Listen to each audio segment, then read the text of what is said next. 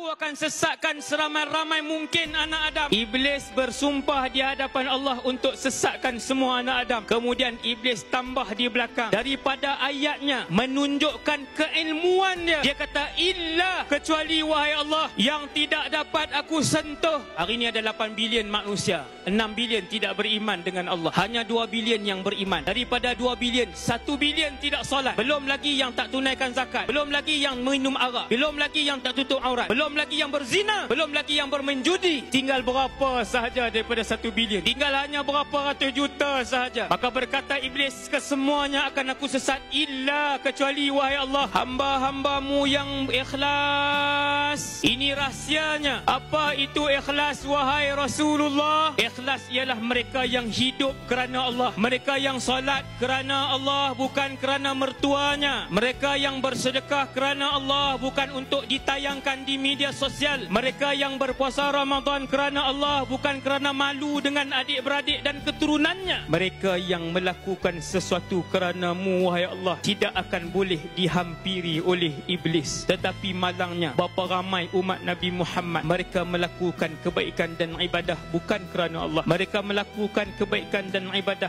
untuk mereka masukkan ke dalam media sosial. Mereka melakukan kebaikan dan ibadah untuk mereka dipuji oleh kawan-kawan mereka. Mereka melakukan ibadah dan ketaatan untuk orang ramai kata, fulan itu baik, fulan itu banyak ibadahnya. Maka orang-orang yang buat bukan kerana Allah, mereka akan ditewaskan oleh iblis, laknatullahi alaih. Para pemuda sekalian, adik-adik muslimin dan muslimat yang dirahmati Allah, semoga Allah Ta'ala menjadikan kita semua ikhlas kepada Allah Subhanahu wa Ta'ala.